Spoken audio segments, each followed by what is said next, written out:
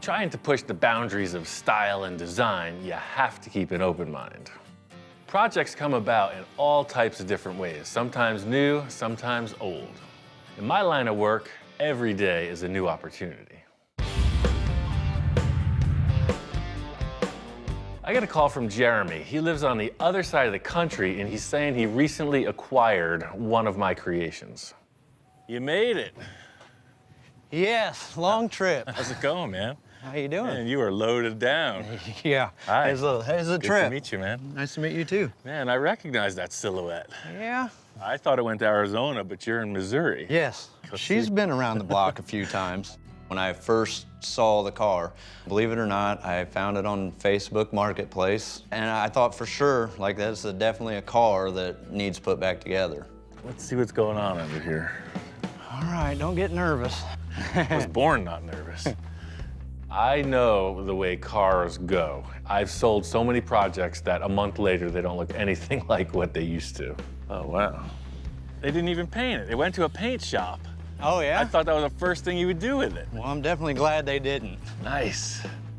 Pulling this cover off, I didn't know what to expect. That's the car I remember. This car and I have quite a history together. This is one of the first show cars I built for myself. I called it the Space Junkie. From the start, I was just trying to prove something. I wanted to go all out on this project, everything full custom. Then I had the great idea of tearing it all apart and redesigning the body. What could you possibly want to do to it? I'm the guy that jumps off cliffs. It's that simple. I'm like, overboard. Once I took the body off, it went out the door to the first bidder.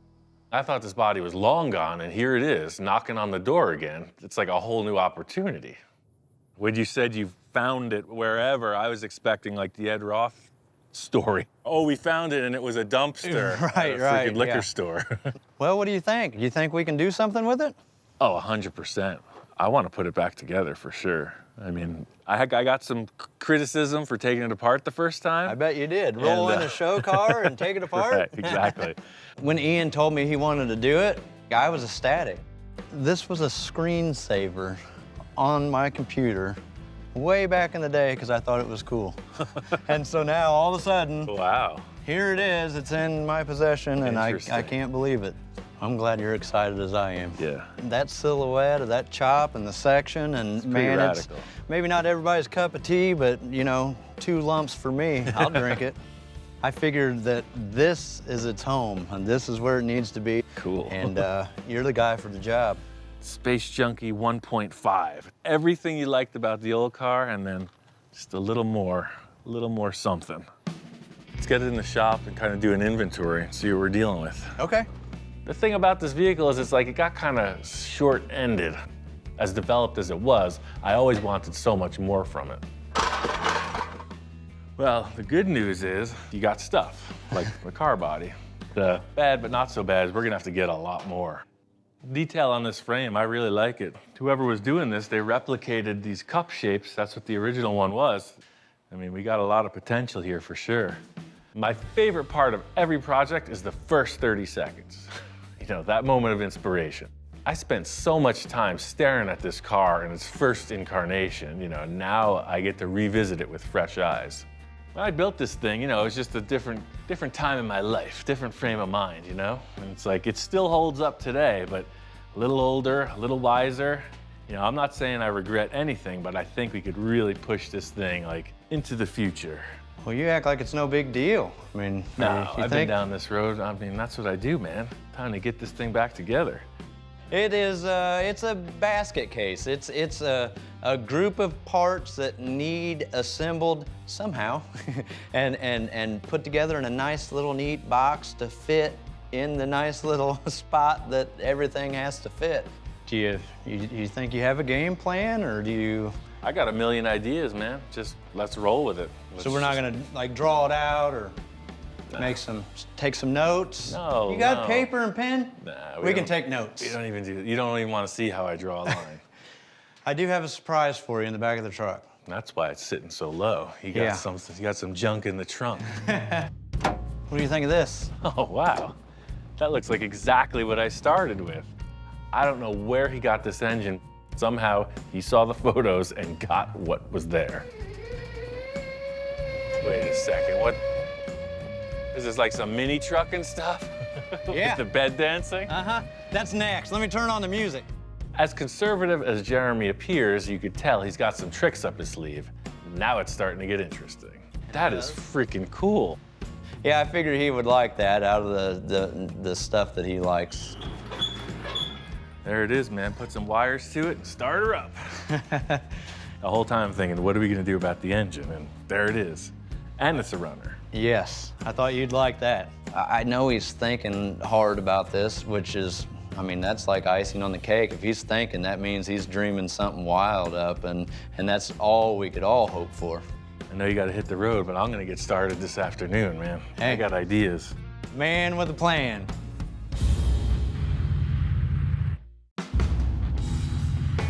It's kind of like visiting an old friend. When I took this thing apart, it was strictly out the door, right? I think I did that. I don't even see that anymore. There it is, back on the operating table. I think the one thing in my wish list would be to make it less of a show car or trailer queen and more of a streetable vehicle. I barely fit. Johnny Jalopy helped me with the other chassis. He barely fit. You know, my number one goal for this, right off the jump, a lot more room inside. Now, I have some ideas, but I gotta ride that line. You know, I wanna make it drivable, but still look really cool. The first thing I wanna do is create a new chassis, little twist on the old design, and a few improvements. I'm gonna use 2x4 for a little more room, but I'm gonna put it on its side. I think the small improvement will make a real difference. You know, it'll be the same look from the outside, but the interior room will be way better for it. You see this detail of all the little cups that are welded in. It's pretty labor intense, so it's gonna take a while. The idea here is to keep the theme of the original vehicle intact. So it's like as if it was like twin brothers or sisters from the start, and how they each accessorize themselves differently. So it's the same thing, as if, you know, this thing had another life, which it does. So. It's my custom lifting device. This isn't a big structural thing, so I want to mount them on the underside of the tubing inside the channel so that it appears a little bit deeper. Drill the holes, weld the thing in, and repeat. The one difference already from the original chassis design was the rails were sitting like this. Now they're flat. And in addition, in the front of the car, we're gonna have two cup holders, right and left. This is America, and we love our cups. This car's got two. So just like this rocker panel here comes back and then jogs off, I'm gonna have to do the same with the chassis because I want that to be flowing right through. At this point, it's purely visual. You know, I want to nail the look of this thing and reinforce as necessary. The thing about these really low cars that you can't get away from is the drive shaft being inside the car, literally. You know, most cars you'll see a little hump through the floor, so this is that little hump magnified.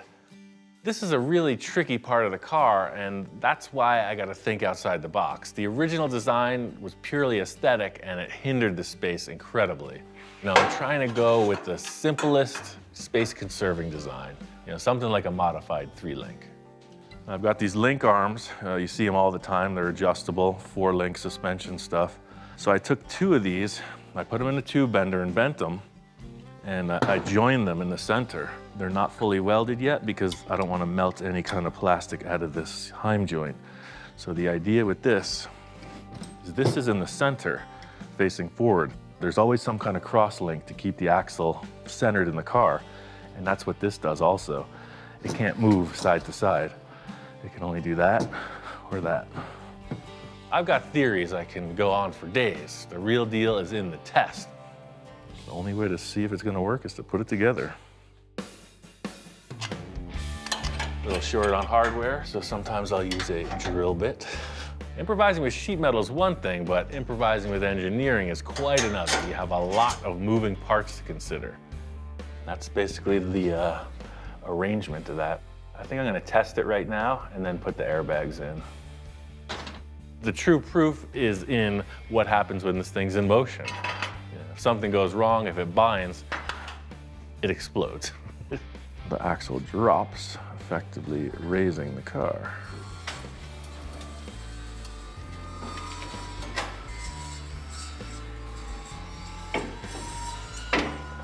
And see how the link arms go parallel? So that's completely unweighted. That's exactly what I was hoping to see. As simple as it looks, it took a lot of figuring in my head, and I could see now through the range of motion, it's gonna work fine. That's probably about ride height. See where these bars are pretty level? And then it allows the axle to really twist, see that? When you come into a driveway, it's got a lot of motion. I'm really glad I gotta change this all up, take a few risks, because that's the thing. If you're gonna make it better, you gotta step outside of what already happened. I think this is the hot ticket. It's gonna be all right. Next challenge is getting the airbags set in there. I wanna do something unique with them as well. So the standard installation would be right on top of the axle. You see that all the time. You make a bridge, and that's how they live. It's kind of in the way of things, right? I don't wanna see it up there, do you? Nope.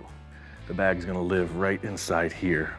So being ahead of the axle, it's gonna offer a little more lift just because it's closer to the pivot point, and also it's real discreet. Another benefit of this airbag design is the brackets that hold the bags will act as a truss structure for this third link. So, I'm always thinking how to simplify and strengthen stuff, especially with suspensions. Like butter. If you want to see a normal suspension, look somewhere else. This is full experimentation garage. I mean, you didn't think I was going to try something normal or average, did you? I got the rear chassis and suspension all finalized. I also did some sheet metal work, and it's looking good. The goal from the jump was to get more room in this thing, and I think I'm already on the right path. I really want to get the front of the chassis fitted and then put the front axle in as well. Once the car's on the ground, we'll do the final test of the suspension and airbags, but as of this moment, we got a few noses snooping around. They don't even know I'm working on the car. Usually the car's on the ground, so they're trying to find the car. It's up here.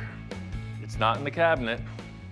I think he's just having a little recollection, a little deja vu. Look at that, he just collapsed. You remember this car, man, right? When you first showed up. My dog, Dude, has been around since the start. When I first got Dude, I was working on this car. I was doing the whole front suspension redo. He liked something, he stayed. He used to have so much passion in the car building. Now, no, you just want to lounge. The strangest thing is that he turned into this shop inspector that would critique my work. Whoa. He's got good visibility. You can see there's a lot of shoulder room in here. He's actually got his gangster lean on, so it's a cruiser. Pretty relaxed. The interior seemed to pass the test with flying colors, so now we're on to the front. Besides the extra room in the interior, I'm making some progress on the front of the chassis. I want to make it a little bit stronger, so I'm coming up with this truss shape in here. It'll add a lot more rigidity to it. My challenge is to create a front motor mount right now, and then put the hood on and see how everything's gonna come together. This engine is a straight 8. It's almost twice as long as a V8 engine. The engine mount here was a very simple structure. The real challenge is going to be these two frame horns. The way they interact with the hood is of critical importance.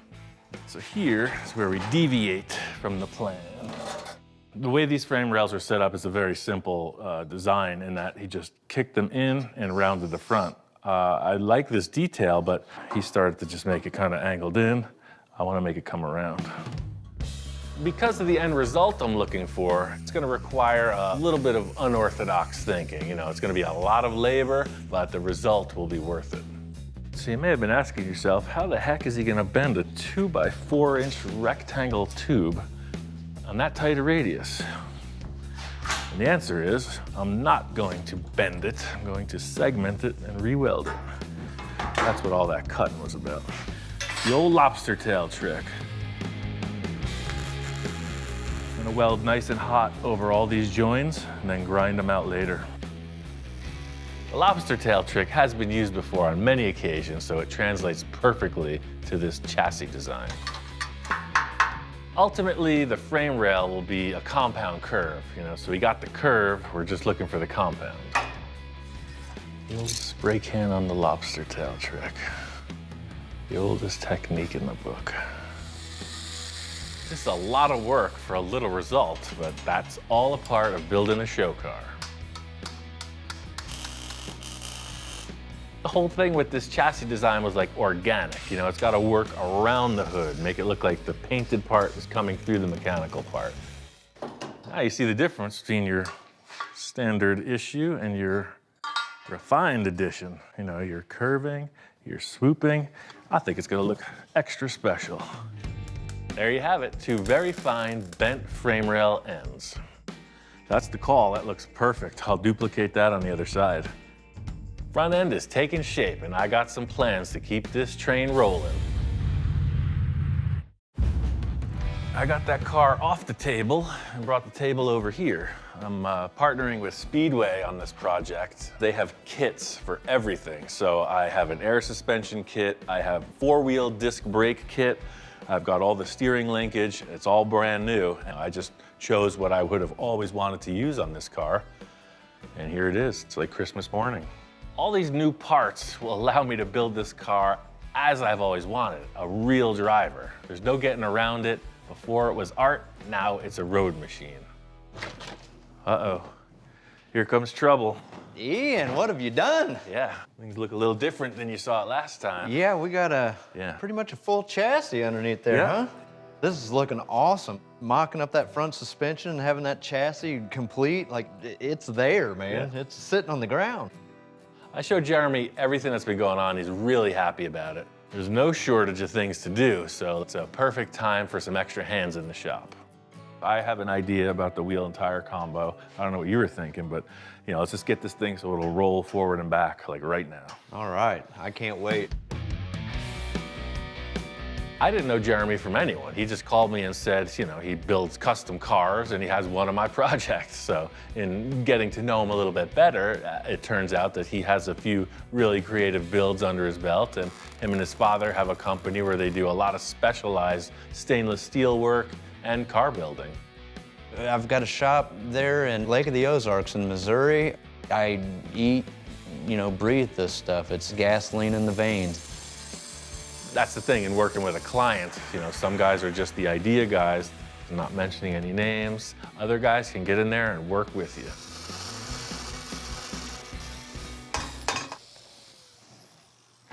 Always something. It's never smooth sailing. That's why they call it custom. It ain't easy. With this Ford axle and the tie rod being where it is, it's different than these Model A wishbones.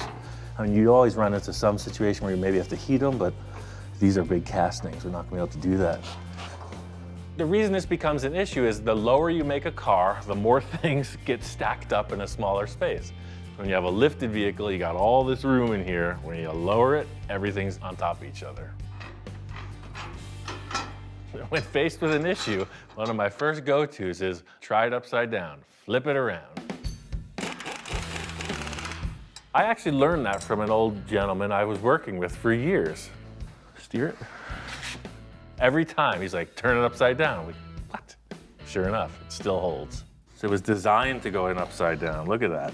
They just weren't thinking. It's absolutely perfect. We're not out of the woods yet, but we're way closer. The first step is to make a spacer so I can weld this thing together. Are you worried about the integrity, the strength, Well, integrity is my new middle name. Yeah. What about strength? Well, strength is built in, baby. You don't have to worry about that. And I'm going to transfer that into this fabrication. Roussel's Strength and Integrity Suspension Services. Strength, Strength. integrity. That's it. It's like military training. Radius rods are welded super solid. They look a little funky because there's just a lot of material that's been deposited. Once they're ground down and smooth, they're gonna look like castings. Perfect.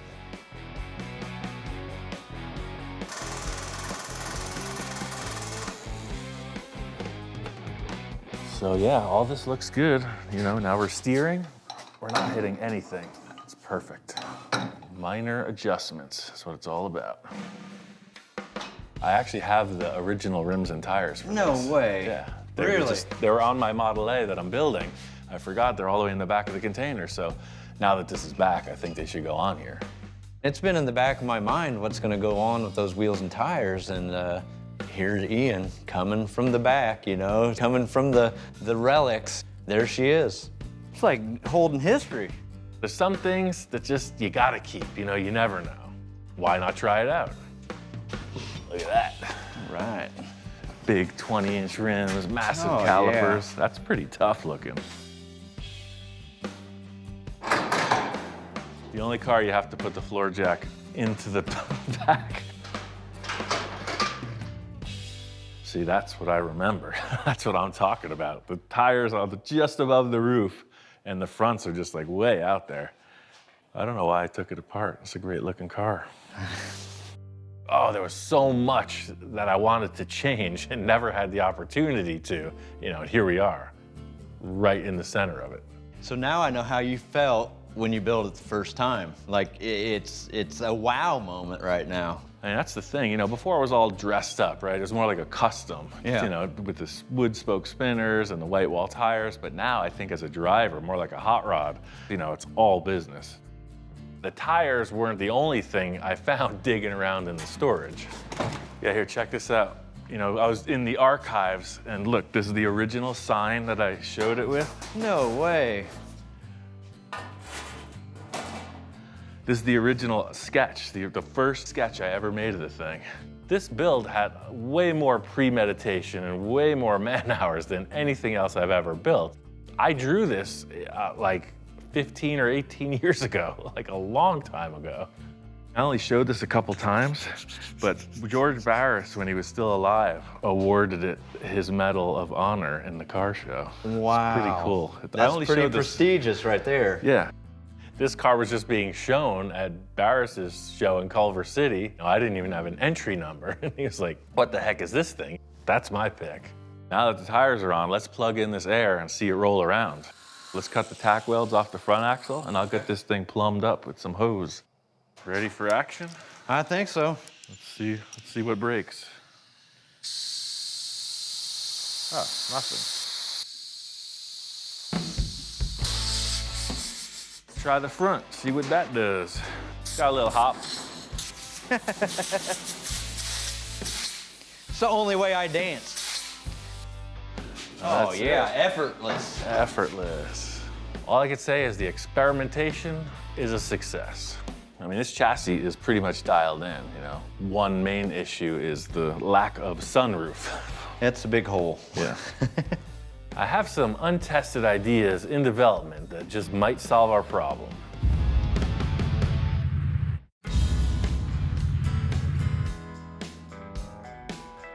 Galpin Autosports puts on an awesome car show once a year.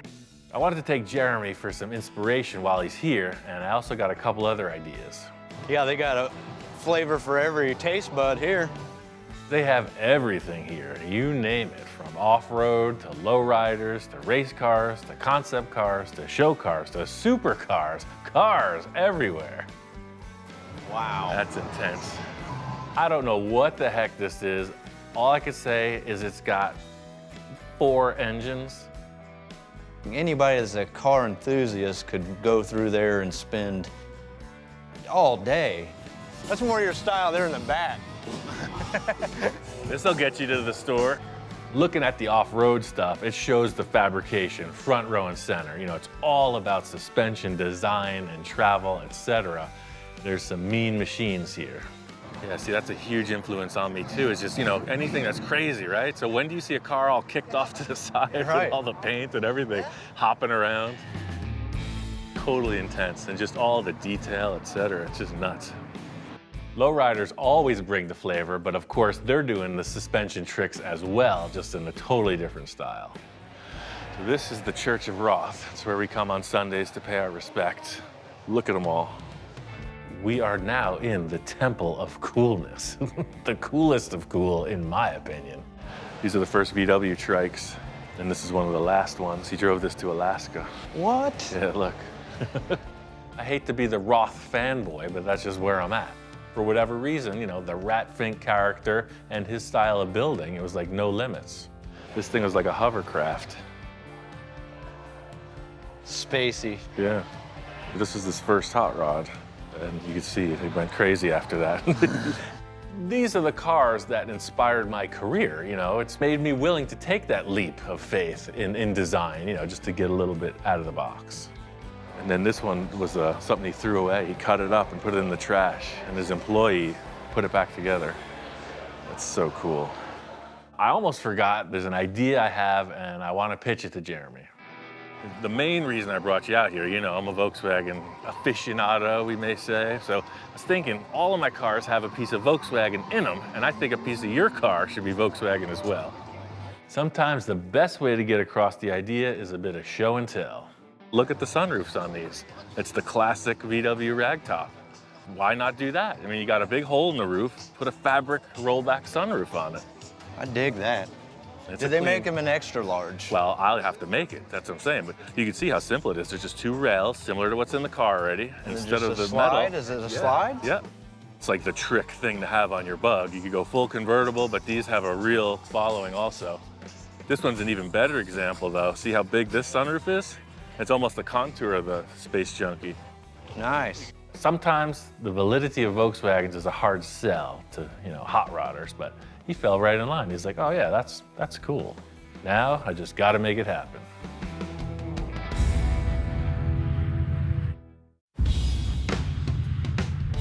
This sunroof design is right in line with our whole MO for this project. That is update and improve.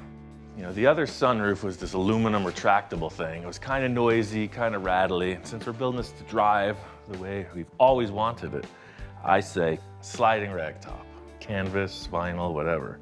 I dig it. After I saw that yesterday and saw how it was set up, like, it's pretty slick. That's the great thing about working with Jeremy, is there's no hard sell. He's just really open to my ideas. Thing is, the VW won't fit this. We'll have to make it from scratch. Never built one before, but I've been thinking about it. In the drawing, remember, I had this nice, like the side profile. So this, I feel like, will follow a more round roof line. I'm really glad that I unearthed this old sketch of the car, because it really rehashes this idea I had of the line of the sloping roof. The big challenge here is going to be getting this framework to operate. I don't sew, right? So we'll need somebody to do that part. You can decide color or whatever later. Let's just do the metal work. Looking at the VW, studying it, I've been thinking about stuff, and you know, this is kind of how it developed. It's like, okay, well, we want little wheels, and those are pretty small, and I'm the guy who just takes what I have laying around, right? So the smallest wheels I could find were not skateboard wheels. They're the bearings inside. Yeah, he definitely comes at it from left field, and he just holds up a skateboard. I mean, what's that mean? So my thinking was you'd have a bracket like this with two small wheels, right? So this is the bottom surface. I got all this stainless steel rod. You know, we put a bow in it. That sets dead center there, and that way it never tips over. The bow always stays vertical. The downside is these didn't fit in the rails. These are just too big. Oh, just so close. So then I got to thinking, little wheels. Where do you get wheels smaller than this? So I go to the supply store and I find on a desk drawer or whatever, yeah, they have these wheels in them. Look, is that not what I just was laying out? You don't have to reinvent the wheel. All I have to do is purchase them. I really like creating my own stuff, but sometimes it helps to just lay down a few bucks and get on your way. You know, I really hope this works. They fit just about perfect. Nice. If I was describing Ian to a buddy of mine that was also a car guy, I would call it almost like a controlled chaos. Like, he might look like he's like going off, you know, AWOL, but he comes back and there it is. It's a controlled, nice little, this is what I was doing. Good news is I get to cruise and you get a sunroof. It's oh, perfect. Lord. I'll see you never. I guess I'll get to work on this. The first step in the process is to put a slight bend in these stainless steel rods. You know, I want there to be some tension so the fabric doesn't flatten it out and also enhance the curvature of the roof line. As I'm just about done welding, yank that ground off so I could drop it in the bucket without melting these wheels. If there's one thing you gotta know about welding when there's plastic around is don't heat it up. And out. So this is the quick, cool technique. That's that. The theory would be that this just slides in and operates. Pull it forward. That's the deal right there. Proof is in the operation, you know, smooth as silk is what we're looking for. I'm always looking to offer the full envisioning experience. So right now I just want to lay out some tape and really show Jeremy how the fabric will behave once it's attached to these bows and folded up. That right there just mimicked that line on your drawing. Exactly. Yeah, see, now the roof has a contour. That's perfect. You know, just a little bit, definitely not flat. Looks good. We still need to figure out the upholstery, but the mechanics of it are there. I call this a success. Very simple, totally cool. I'm waiting on a transmission I ordered also from Speedway. It's gonna be nice. Everything about this project's coming together really cool. It's definitely an enhanced version of what was. The next big mission is to get this drivetrain updated and in the car. Let's see what happens next. Project's coming together. We got the show, it's looking good, now we need the go. I love the idea of the straight 8, but you got no transmission to put the power to the wheels. I don't know where it went. So I got that 350 Chevy transmission from Speedway. I started with a transmission cover, but I want to get the engine in and the drive shaft, everything in place before we finalize all the sheet metal. This engine's a key element in bringing the look of this whole thing back together, but it's not as simple as it was the first time. Great ideas also lead to problems. So we got a great engine, we got a great transmission, and one of the problems is like, how do you mesh them? Yeah, the puzzle piece doesn't quite fit together yet, right? Exactly. That Chevy bell housing is so much bigger, it'll never bolt up to this without a significant amount of machine work and engineering. But check this out. Transmissionadapters.com. On the shelf, they have a Chevy transmission to Pontiac straight 8 adapter kit. Look at this. So even this obscure, like a straight 8. Yes, I called them and he's like, yeah, we got that. They got this crankshaft adapter, their own custom flex plate, and a brand new mini starter. They made their own puzzle piece to fit these together. Now that's crazy. Jeremy's a car builder in his own right. He wanted to be involved, you know, get his hands dirty on this project. He's told me since the beginning he's wanted to take this back to his shop for the final details. This gives me the creative ability with the heavy fabrication to really nail those points. Back at Jeremy's shop, he'll focus on the final details of the chassis paint, the interior fit up, the wiring, etc. Everything lines up, as it should. Sometimes the stars align. I get to do the transformation I was hoping to see, and Jeremy gets the car he's always wanted. Wow, that was almost too easy. Let's put the body and the nose on. You know, you can see my little crutch design holding up the roof truss. Title of the house says built in 1940. This garage is made out of railroad ties and telephone poles. I don't want it to come down. It's pretty charming. It's some Amish engineering, boy. You can see it works. This transmission is overall, in every direction, larger than the original unit. Hopefully, this will fit under the dashboard. It actually fits. You know, that transmission is big. Yeah. And it still fits under the body and the dashboard. Look at that. With any luck, this big hole in the hood should fit that engine just right. You can see the hood design is set up to showcase the mechanics front and center, and that's where the next challenge begins.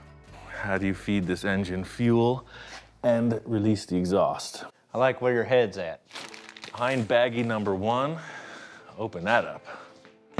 These are Weber side drafts. Nice.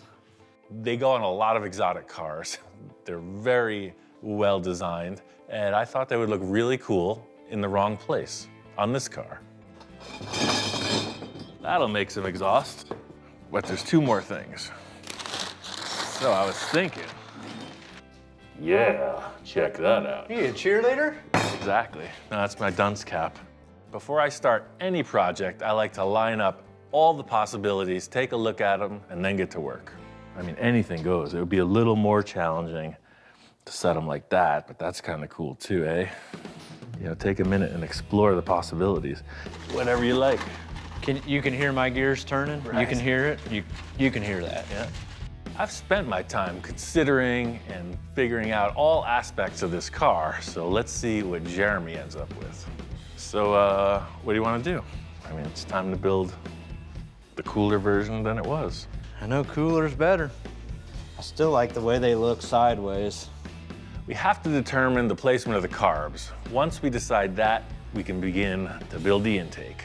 I really still like the way that it was set up originally. I mean, I know some of the nostalgic part of this car was how everything was set up that way. And if they're set up on these blocks and they're that high, you can still get to the spark plug wires and anything like that. I like that idea. If you want to start on that rear one, I'll start on the front one and we'll fill in the spaces in between. All right. I don't know if I'm qualified for this. Yeah, we do have a little quality control course you have to get clearanced on. Is that how you're feeling? I think so. In the end, there'll be a few necessities included with this concept, but also some aesthetic stuff. You know, it's got to look cool as well as do its job. We got some busy work tying up this intake. The next part is the exhaust, and that's where it really comes alive. So we got a little carried away, don't you think? We started with just the carburetors. We ended up with these very elaborate arrangements. Now, we were on a roll, burning the midnight oil, and when that happens, you just gotta go on the roll. So it was like a rampage. We just started and cut, slice, cut, weld, tack. The big challenge with working with an inline-8 engine is that the intake and the exhaust are on the same side of the block. Kind of lends to an unbalanced look. Our design is going to really help to remedy that. We're going to use these railing parts I got from the metal supply. I like to use these on a lot of different exhausts because they give it a cool look, kind of like a super trap, but not really super, just kind of old school. Our building frenzy hasn't allowed us to see this fit up on the car. So it's like, enough planning, let's just get to it. I love the look of those carburetors. The whole concept of this design on the intake is that the carbs appear to be floating. That's the idea with the bracing between the tubes. So we had the hood on when we did the carburetors, but we did nothing about the trumpets and the exhaust. I didn't even think about that. The old build it without the hood on trick. We're hitting the exhaust bracket. Is it? Oh yeah, 100%. The proof is in the test fit. Clearly we got carried away. You know, next time you rebuild this car, leave the hood on before you redo the exhaust. I don't think there should have to be a next time. Third time's the charm. It's been around the block a few times. Actually, it's never even been around the block. This car has more miles on it than most show cars, and they've all been on a trailer. I think 1 or 2 trims on the bracket, and we're in business. Now, hopefully the exhaust fits. One difference between this and the original intake manifold was I built that right to the engine. Jeremy came up with a great idea to make it flow with the line of the hood opening a little better. Yeah, I really like how the manifolds do follow that paintwork. That's cool. The other one didn't do that. Yeah, I need littler hands or something. That's the spice of working with another fabricator, is I had some ideas, Jeremy's got a few, mix it all together and see what comes up. Let's drop it on the ground. I want to see it. Yeah, I thought that the building of the car was the hard part, but you know, this is not like changing the tire on your grandfather's pickup truck. How the heck did we do this last time? Somehow you got to get on top and lower it down gracefully. That's a pretty low car, sir.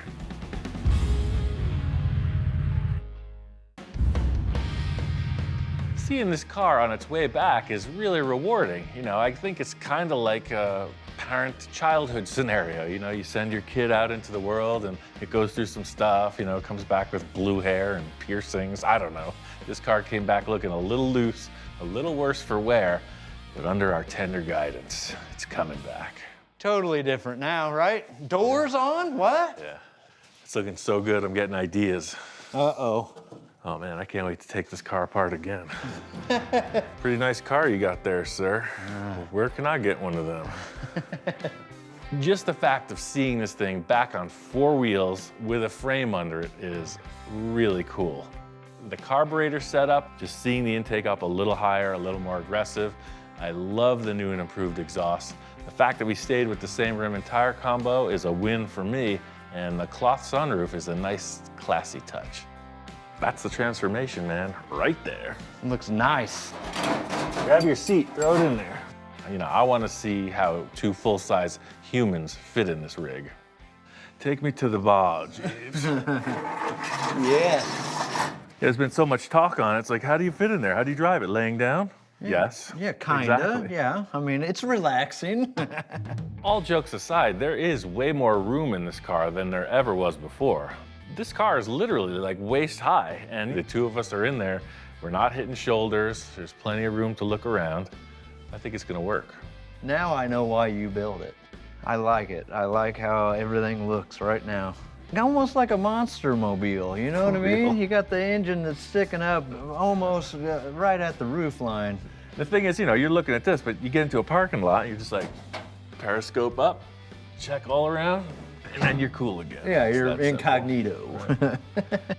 Jeremy's really pleased with this thing, but I got a surprise lined up. There's another vehicle that he really needs to see. We took a trip to SEMA, and it's packed.